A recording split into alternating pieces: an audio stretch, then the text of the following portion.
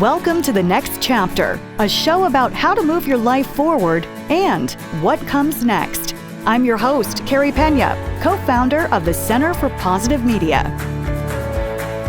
Hi, everyone. I'm Carrie Pena, and this is The Next Chapter, a show all about what comes next. I'm so excited to welcome Dr. Art Mollen into the studio. Dr. Art, you have been practicing medicine for 50 years. That's a long time. A long time, and you're very well known in the Phoenix area and across the country because you've done radio and television for much of that time. Yes. But recently, you retired from day-to-day practicing medicine. Yes. And did you go through sort of a, oh gosh, what am I going to do next? Yeah, well, there was a certain withdrawal, and it was fine for probably about a week, but number one, I missed the patient contact. I think that's really important, particularly for other physicians out there. They need to know that, if they retire, they're going to need to do something going forward. Everybody thinks about retirement, and I hear people all the time. Retiring, say at 65, that's going to be the retirement age. Well, I'm well past that 65 by more than a decade. So, I think that it's important to just stay active and do something else. So if you retire from patient care, the day-to-day care, then you need to fill that in with something else. And so what else is there? Well, I love medicine. And if you love medicine and you truly want to continue to be involved, you need to do other things. So that's why I started a podcast. Yes. So we are producing Dr. Art's podcast. It's called Hope You're Feeling Good. I love what you're doing. And I want to tell our viewers and our listeners, when you called me up about the podcast, and I'll just be super honest, you said your wife, Paige, is just, you're going to it's not going to go well if you're home every day because you're not the type who can just idly be walking around the house. Exactly. So she's like, all right, what are you going to do? Right. Listen, buddy, you make a phone call to Carrie and see what we can do here. She asks me every day, did you call Carrie? Did you call Carrie? It's like, I'm calling her. Stop, So you started the podcast, but I loved what you said to me when you called me up and you said, I just still have so much to give. Yes. And you care so passionately. You're such an advocate for the public and for giving people straight solutions because healthcare is convoluted. Yeah. And you've been on TV and you and I worked together on TV. You did Q&A for many years where the public would just call in and ask questions. Sure, right. Why that passion? Why do you care so much? Yeah, so I've been particularly passionate over the last 50 years about preventive medicine. Preventive medicine meaning that people can actually do things to prevent certain disease entities, whether it's high blood pressure or heart disease or high cholesterol or diabetes. And if you do those things long term, you're going to prevent these diseases that usually affect people, whether they're in their 50s, 60s, 70s, or 80s. In addition to that, if you exercise and follow a reasonable diet, you can live autonomously until you're 100. Autonomously being that you can actually take care of yourself and you can drive your car, you can walk to the store, you can carry a bag of groceries and things like that. So I think that was the message that I wanted to get out there and continue. So I've always proselytized exercise and diet, over the years and, started the Phoenix 10K, which this year will be the 47th year of the race. And, we're very excited to do that with 3TV. But basically with, something to give back to people and be their advocate. People today in medicine of the 21st century need someone to advocate for them because it's a very difficult landscape to navigate. And so if you don't have somebody who can help you get through that, you're going to have significant issues with trying to accomplish what you want with the healthcare system. You call a doctor. We'll see you in a month. A month? Wait, I'm bleeding right now. I hear these stories every day, or I haven't been able to swallow very well for about the last month. When can I get in? Well, that patient needs to get in right away. But if you don't do something about it, you could have catastrophic problems going down the road. It could be a cancer, it could be a tumor, it could be occluding something, it could be related to your heart. You never know what it is. So we need someone who can advocate for us, go over the medical issues that you have, and basically respond spontaneously and give you answers right away. So this is a problem when I talk to you. I always feel like now I have a million questions. Yeah, right. I have a million questions for you. So the first thing I want to talk about is how can people better advocate for their own health? So advocating for your own health is first of all, if you go to see your doctor, make a list. Make a list of what's wrong. Do you have chest pain? Do you have heart pain? Do you have neck pain? Do you have arm pain, leg, numbness, tingling? What conditions do you have? And then ask the doctor what that could potentially be and what they can do about it. And do you need other tests? Do you need an MRI? Do you need a CAT scan? Do you need blood tests? So many times people come in and they go to see their physician and it's like, well, I'm just here for a routine physical. So he listens to your heart and lungs, looks in your mouth and, your throat and your ears and your eyes and nose. And it's like, okay, everything's fine. Well, don't I need some blood tests? Yeah, you need some blood tests, but maybe he doesn't have time to take the blood test. So then he wants to send you out to a lab and get the blood test done. Or do I need a chest x-ray? If you ever smoked in your life, you should have a chest x-ray, regardless of what age you are. Oh, really? Like even if you were a smoker when you were a teenager? Yeah, absolutely. Regardless, you need to get a chest x-ray. You never know. I mean, people today and, over the last decade particularly, I saw more patients who never smoked, and wound up with lung cancer. That was my mother-in-law. Yeah. She died of lung cancer and she was never a smoker. Exactly. So you never know what's going on. And, at a certain age, get a CAT scan of the chest, maybe, get an echocardiogram of your heart. You never know when you're going to wind up having some kind of heart abnormality. I think young athletes should have echocardiograms. So they often, before, a kid goes to high school, he's going to play football, he's going to play baseball, whatever sport it is, basketball, and he gets his heart checked out. So what does he do? He gets the doctor listens to his heart, says it's fine. You never know what an underlying problem could be. He could have what's called a myocardopathy. A myocardopathy is basically an enlargement of the heart. Could be an enlargement and presses on a vessel. Pistol Pete Maravich years ago was a famous basketball player. He died playing basketball on the court, ridiculous in the prime of his athletic career. It was just insane. He had a myocardopathy, something that had never been evaluated. A pro athlete, he went to college, didn't have any problems, went to the pros, and basically wound up having a heart attack, When you talk about preventative care, and you mentioned that this has been something that you've been focused on for so many years, and things that we can potentially prevent. Yes. So what is sort of a checklist you can give people? So know your numbers. Your numbers are really important. Your blood pressure number is important. Your blood sugar is important. Your pulse rate is important. The number of respirations you take in a period of, say, a minute. All of those things are really important. So get your cholesterol checked, get the blood sugar checked, get the blood pressure checked, have a blood pressure cuff at home. That's a good idea. If you have diabetes, you want to get that checked, of course, more regularly, and then taking medication. So those are the things that you can look at yourself. What I often suggest is that people take their own pulse before they exercise. You can take your own pulse by placing two fingers at the angle of your jaw. You count the number of beats in 10 seconds. You multiply that by 6. And you want to see your pulse rate should be in the range of, say, 60 to 80. If you have a pulse rate that's over 100 beats per minute, you have tachycardia. Tachycardia is a rapid heart rate. And so that's something that you would be concerned about. Know what your exercise pulse should be. Most people, and again, depending upon your age, you're going to exercise somewhere between 120 to, say, 150 beats per minute. That would be a normal pulse rate, to exercise at. So I think that's important for people to do. So know your numbers. And, it sounds simple, but then as you're listing these off, I'm like, oh gosh, I don't know about that. I don't know about that. I don't know about that. Right. So just thinking about it and being your own best advocate is so important. Exactly. When your doctor does your blood test, ask them what your cholesterol level is. Years ago, when I first started practicing medicine, this is kind of crazy because the normal cholesterol was 300. Okay. Well, the normal cholesterol today for the lab suggests it should be under 200. But one of the most basic studies in heart disease and heart medicine is called the Framingham Heart Study.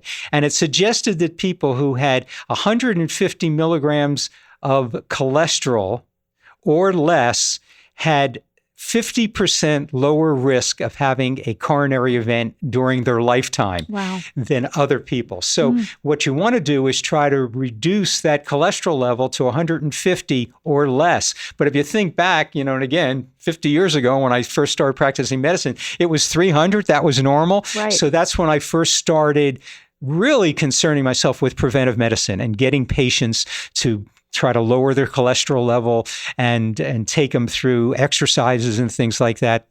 Originally, and this goes back again to 1976, I took patients with me to run the Honolulu Marathon and the Boston Marathon who were heart patients. Wow. And we rehabilitated them and showed that basically, when a patient has a heart attack, it doesn't mean they're going to die and they should just let their heart, go deteriorate over the next course of, say, the next several years, but they could rehabilitate it and actually run a 26-mile marathon. I want to talk in a second about your health and fitness routine and really, sure. I hope you don't mind my saying, but you're anti-aging, and it's just like a natural anti-aging. But first, before we talk about that, I want to ask you a question about the depression and anxiety rates. On your podcast today, we just filmed a few minutes ago. Sure. You talked about this new FDA approved rapid acting drug for major depression. Yes. Can you tell our listeners and viewers about that? So it's a new drug. It's called Auvelity, and Auvelity should be available, they said, by the end of the year, but it just got FDA approval. And this particular medication is what they call an agonist. An agonist, basically, it promotes, a response in the bloodstream and in your brain so that it helps to relieve anxiety and depression within 1 week. So the other medications that have been available for years are called SSRIs, selective serotonin reuptake inhibitors, like Zoloft and Lexapro and Paxil, medications that effects are, that have been available, and they increase serotonin levels in your brain. Well, this medication combines what's called dextromethorphan, which is in, say, Robitussin. Robitussin is a cough medication. And you'll go in the pharmacy, you'll see Robitussin, it says Robitussin DM. Well, the DM is dextromethorphan. So that's kind of a stimulant. And then the other medication it combines with is called Wellbutrin or bupropion. And bupropion is an antidepressant that also has been around for a long time, and it increases mood. And so it combines those two drugs, and it's the first medication in that class that actually has been able to show an improvement within a week. So within a week to have improvement, they did the study, I think, on about 1,100 people. It's a clinical trial. It seems to be pretty effective. So we'll see going forward if it lives up to what they're basically promoting. As a practicing doctor for so many years and having treated thousands of patients, yes, and you're so connected to your patients, what's your concern level about the depression and anxiety rates that we're facing? So they've come out with a recent thing out of the Center for Disease Control, and they're suggesting that adults under the age of 65, and over the age of 50, they should be screened routinely for anxiety and depression. So there's a huge problem in American society today. And part of it, we can relate it to politics and, the things that are going on a global, situation with wars and things like that. So there's so much anxiety and we're seeing so much of the social media, and we see information. So we're being inundated with information on a regular basis that it causes us an increased amount of anxiety. So I think that people need to be concerned about that. And if you have a loved one that seems to be experiencing any level of depression or excessive anxiety, then you need to have them see their physician and get treated. Yeah, I do a lot of work in the mental health space, as you know, yes. And also I host for Teen Lifeline, which they try to prevent teen suicides, and just the rates of depression in young people is so troubling. Yes. So the young people, again, you see so much social bullying, and the bullying that goes online and things like that, and where you see kids who've committed suicide because of the bullying and things. I think that's a real concern in today's society. I cannot underscore enough the importance of keeping an eye on your child. If they start to exhibit, some loneliness, they're keeping to themselves, they're not eating, they're not coming out of their room, they don't want to socialize, that could be an indicative sign that they are experiencing severe depression and maybe experiencing some bullying, particularly if they don't want to go to school. In your practice over the years, did you try to spend a lot of time with your patients and really talk to them? I mean, it's so important that, I know doctors are under a lot of pressure now and they have to get people in and out, but you strike me as someone that probably wanted to sit down and find out what was happening. Yeah, so I would say I loved most of my patients. To be honest, I'd have to say there were a few that I didn't love so much. I did try to spend much more time with my patients than perhaps most physicians did. And that's one of the problems with medicine today, is that the physician is being rushed. So, we have healthcare groups and, again, a lot of the managed care, and they have requirements for the physician to see so many patients in so many minutes. Yeah. So most physicians are allowed like a 10-minute period. And when I say allowed, it's basically they're on their schedule at 10-minute intervals. And if they don't keep up with that, well, you're going to be running an hour, 2 hours behind. And a lot of physicians, they start to get angst themselves over the fact that they're not able to keep up with it. So they feel obligated to only give the patient X amount of minutes and then move on to the next patient. So I think that's a real problem in today's medicine of the 21st century. Let's delve a little bit more into your next chapter and where you're at. I'm wondering, since you have practiced medicine and you put your heart into this for 50 years, you're a very high profile person. Was there any depression or anxiety going on with you when you knew you were retiring? You didn't, because you're a planner, right? I would see you as being a planner. Yes. Was that hard for you? My wife would say it was harder. I'm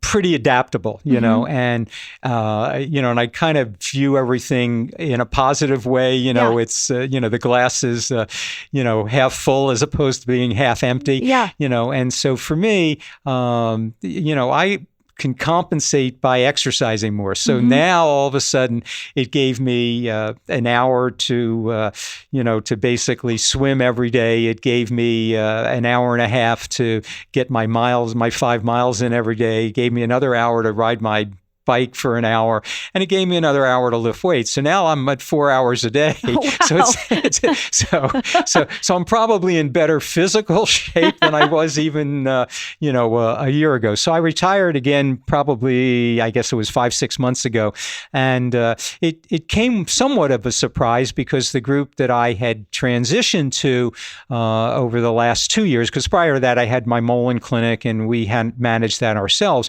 but they decided that financially it wasn't feasible for them to keep the clinic open. And so several of the physicians and other providers that we had, they just said, well, we're going to close the clinic down at this time. And so it was a little bit of a surprise at that time. But on the other side of the coin, I knew that I'd be doing other things. And again, it would give me more time to exercise. And I do other things as well. Does aging scare you? No, aging doesn't scare me because I can't even imagine how old I really am. I don't even think about that, and I've always said you can live for 120 years and only through the abuses of modern technology, the foods we eat and the lack of exercise, do we terminate this life much earlier for people, whether it's in their 60s, 70s or 80s. So, I certainly believe that I can live to be 100, and as long as I can function autonomously, then I feel good. So I think my physical health is critically important. And as long as I'm physically healthy and mentally, I think that's important too. Yeah. And as Well, long part of that is you, like you were talking about, doing the podcast and staying active. yes, and keeping in the game, as I say, Mm-hmm. and keep moving. You can't hit a moving target. That's what I always tell people, So That's true. I like that. If you slow down and then all of a sudden you're just boom, So if just you sitting keep on the couch. if you keep moving, you're going to be fine, So whether it's keep moving, exercise, keep moving mentally, And for in your case, and I love this part about you, giving back, right? Yes. Because you're looking at the world bigger than just you. Yes. Like you have made a good living. You could go sit in your nice house and Yes. go do your exercises. Yes. You don't have to be out here doing all this stuff. You're doing No. it because you see the world in a bigger way. It's a bigger way, and I feel like I need to give back. I feel like I still have a significant amount of knowledge to put forth. And, I've always taken a preventive medicine, a little bit of an alternative medicine, although I'm not a naturopathic physician or a homeopathic physician. I'm not, basically proselytizing a lot of alternative remedies for people from that standpoint and taking a bunch of vitamins and, and supplements. But I do give them other alternatives outside of surgery and medications. Mm-hmm. So that's what I feel like I can give back to the public through the podcast that I'm doing. Well, when you gather such a wealth of knowledge like you have over the years, it's a shame for you then to sort of like you're retired and then what are you going to do? Just Right. keep it all in your head? Exactly. So that wouldn't be healthy because Your wife would then want to kill you. And then I'd have to be handling family medicine every day, which So we I have to do tell, on a regular basis. This is so hilarious. So to our audience, part of Dr. Art's podcast, and I encourage you to go check out his podcast, Hope You're Feeling Good. He gives tons of information over the course of, it's about a half an hour. Yes. But one of the segments that we do is called Family Medicine because Dr. Art talks about, well, first of all, you have a big family. Yes. And when you're a doctor, everybody in your family wants advice. Exactly. And you have done this segment. So your daughter is very well known, Jenny Mollen, and her husband is Jason Biggs, who's an actor. She did a call-in segment, and you Yes. had your wife Paige do a call-in. yeah. Your sister Francine has questions. Oh, I mean, yes. it's so funny, but it's real. It's real, and they're legitimate questions. It's not something they made up. It's it's things that I get inundated with on a regular basis, and I can tell you, my phone. I'm surprised it's not going off right now. I'm recharging it right now so that because You're always on call. It's 24/7. So I saw one of the yeah. photos that you brought in to our producer Nick, and you showed him. I think it was your brother-in-law's My brother-in-law. eye had some sort of his eye eye. issue Exactly. going on. Well, I just appreciate so much what you're saying. Just the whole concept of staying active, of living your fullest, healthiest life. Yes. It is such a beautiful concept Yes. for everybody of all ages. Yes, exactly. Just be grateful for what you have and not for what you don't have, and I think you need to do that, and again, the greatest gift is to give to others, and then you'll get tenfold back. I love it. So, Dr. Art, thank you so much you're for coming welcome. in. I really appreciate you. All right. Well, And last thing again, I have to say is hope you're feeling good. hope you're feeling good. I feel pretty good right now because I got a whole lot of information that I didn't have when I walked into this studio. And you look amazing, and you're anti-aging quite well. Thank you. Well, I listened to all of your talking points over the years. So I appreciate it, and I appreciate all of you. I'm Carrie Pena, and this is The Next Chapter.